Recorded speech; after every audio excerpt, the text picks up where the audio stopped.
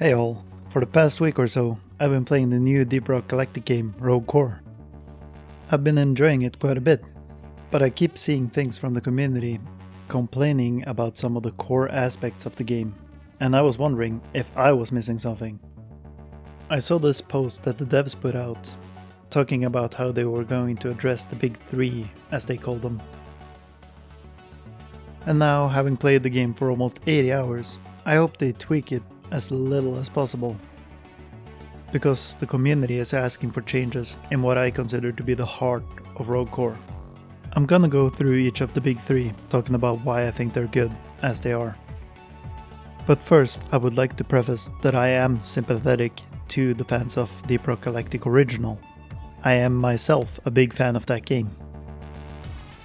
But what the people are asking for is for them to change the game into something different, something more akin to something they're used to, the original DRG.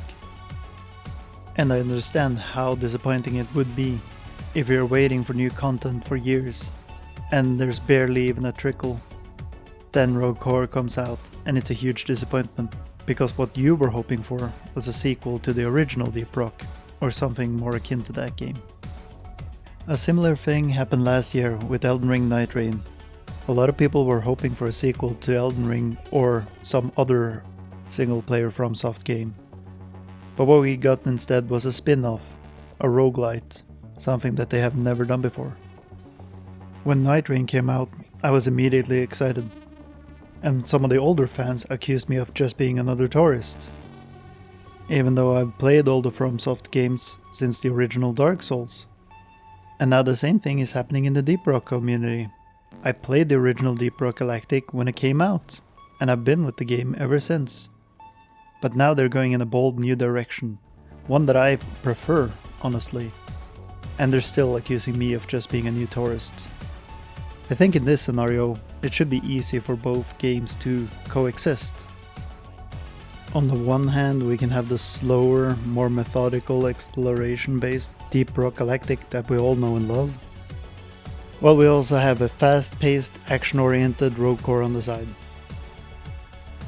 They can keep developing the game side by side, and then they can pick and choose what content to put in what game. A new biome in DRG could also work in Rogue Core, and vice versa. Okay, now let's start talking about the big three. First up, the difficulty with the time mechanic. Now the devs have already taken some steps into making some changes here. From my understanding, they've increased the timer by about 10% for depth 1 runs and about 5% for depth 2 runs.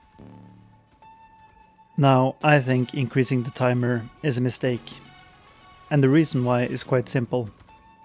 You're teaching the players a bad habit, that they have more time than they think they do, and then they start mining unnecessarily minerals, hoping to get stronger.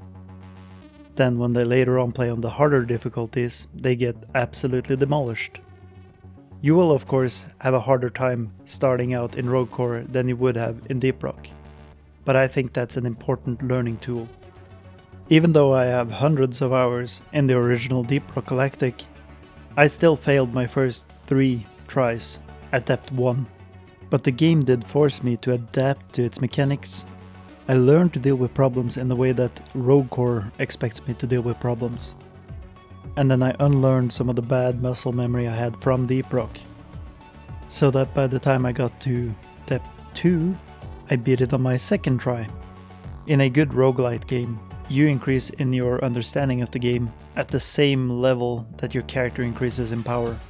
And I feel like the early game of Rogue Core was perfect. It was definitely harder.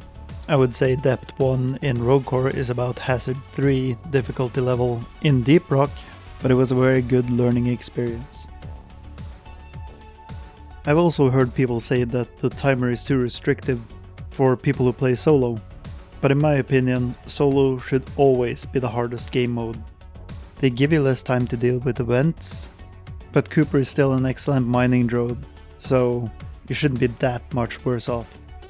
In fact, some of the people that I know that I've played with, I would say perform way worse. Don't tell them I said that.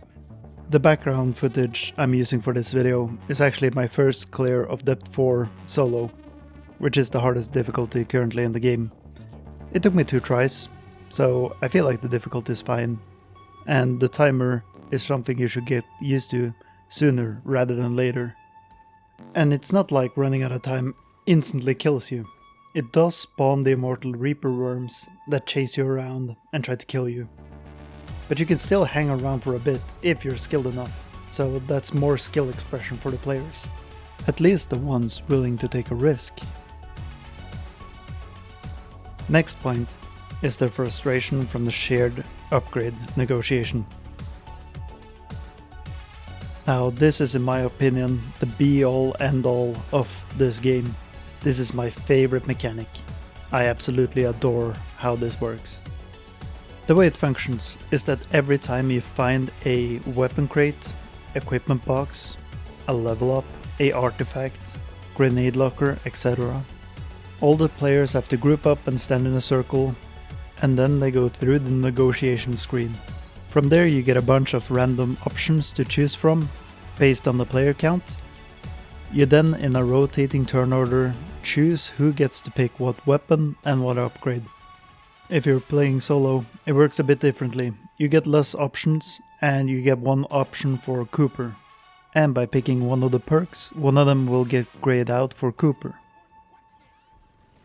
I've heard so many horror stories from people talking about this system, as if it brings out the worst in humanity. I hear things like people only take the best rarity stuff, people don't favorite stuff, nobody's communicating, and I've played a bunch online. I've never seen it happen. In all the time I've played online, nobody has ever taken anything that I've favorited without at least asking first or saying, hey, this might be good for my build because I'm running this and this and this. People are making up potential horror scenarios online, talking about how this is sure to incentivize terrible actions from my teammates. I saw a video from a guy complaining about this on YouTube, saying that he had video evidence of this happening. I can't for the life of me think of a reason why they chose to do this. If you want people to work together and share upgrades, why would you combine that with a tiered rarity system with implicitly better choices higher up the rankings? That little heart marker isn't doing shit to stop someone from taking epic or legendary upgrades if they're going before you. If I see an upgrade that will complete my build, which I desperately need, and someone else takes it, even if I mark it first, how am I supposed to feel anything except annoyed and shortchanged? What if it's something that obviously benefits my class's abilities and purpose, but some idiot takes it anyway without thinking just because they feel like it? This is the game itself creating situations like this. It's setting up teammates to resent one another and cause infighting for no good reason. You can't force pub players to cooperate with one another, it has to come naturally. This is something that Deep Rock Galactic achieved easily, and is something that Ghost Ship should understand, but have apparently decided not to apply to Rogue Core, seemingly deliberately. But in the clip that he showed, the guy didn't even favorite the weapon mod, he just expected his ally to give it to him for free, because he was playing a certain class. The guy who took it even took the time to write, if you wanted it, you should have favorited it. As is expected when you're playing an online multiplayer game, you are supposed to cooperate. And if this is a problem for you when playing with friends, I simply think that you need to find better friends.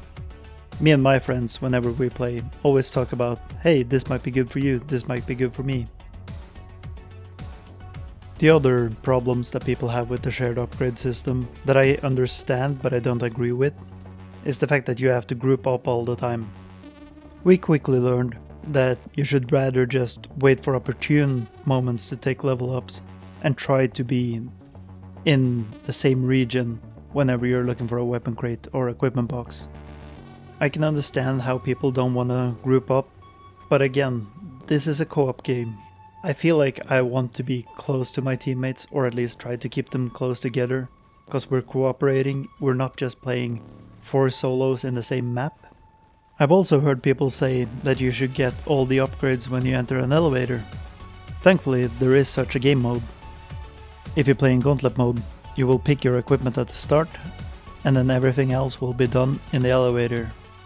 Gauntlet mode also removes any RNG, and the only objectives are really getting to the elevator and killing a certain number of mobs.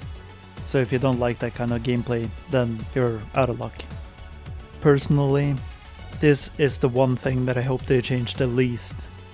I could be okay with them extending the AoE circle of where you stand when you're choosing something, but I wouldn't want to change anything drastically here. This is such a unique and fun sort of mechanic for enforcing co-op, and I would like to see more of it. For me, this is the distinction between Rogue Core and regular old Deep Rock. This is such an integral piece. The final point on the list is the issues with the ammo economy. And in all honesty, this one just confuses me. I have less problems with the ammo economy in this game than I do in regular Deep Rock. In Deep Rock Galactic, since I mostly play engineer and gunner, I find myself double dipping more often than not. Almost everyone in Rogue Core has a way to alleviate ammo issues. Slicer has its sword arm and good melee options. The Falconeer bird can kill a lot of mobs. Retcon can do a space-time rewind and get all her ammunition back. Also, she has a bunch of good melee options. Spotter even carries extra ammo bags. Every time he resupplies, he gets an extra ammo box, so he gets double the ammo of everybody else. The only character who struggles on the baseline might be Guardian. But then again, there are skills on the skill tree that you can equip that would alleviate those problems.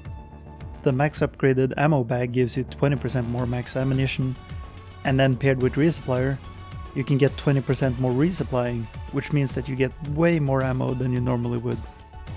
If you still find that you're having problems with your ammo, you should just build around it, or choose a weapon or upgrade that is more ammo friendly. Again, I think this problem might stem from Deep Rock mentality. People are too used to bunkering up and taking their time. You're supposed to just grab the ammo from the box, move on, there's no nitro to mine, you just keep going.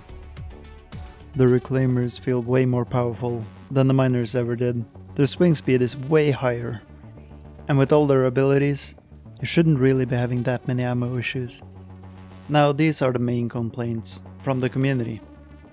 And while I think they can be adjusted, they should be very careful when doing so. They need to keep the Rogue Core and keep DRG the way it is, both separate but with different appeals. Lastly, I would like to go over some of my own complaints. They're pretty minor in the grand scheme of things, but I think they're important all the same. In the same post, they've talked about a bunch of upcoming stuff, so I won't bring up any of those. But I will need to criticize their skill tree system. The problem is, it's way too easy to get to the bottom and only pick the best skills. When I started playing, I only picked the skills on the right side of the tree, and then I went down to the bottom where the best skills are located. Then I cleared out tier 4 and worked my way back up. The problem with this system is that it makes most of the tree irrelevant. And it didn't really take me that long to get everything unlocked. I think I had all the skills that I wanted within the first 30 hours of playtime, which is nothing. It didn't really give me time to experiment. I think they should remove the levels from the skill names and just have you pick up multiples of the same skill to upgrade its effect. They also need to do some changes to the biodex. Obviously that's a balancing issue, and they will address it in the future, I'm sure. But the problem is, there is no way to get ability cooldown outside of the biodex or with the in-game level ups.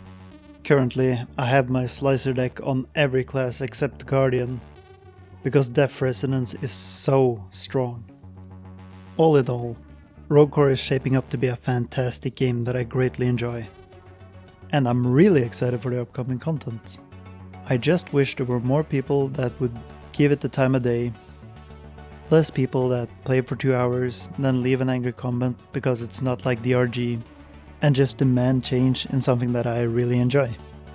But I would love to hear what you guys have to say. If anybody watching this has played it, Feel free to leave me a comment telling me why I'm stupid, especially if you're a new player who has never played DRG. Honestly, I would love to know how you feel about it. That's it from me. Thank you all for watching. Rock and Stone, Miners and Reclaimers.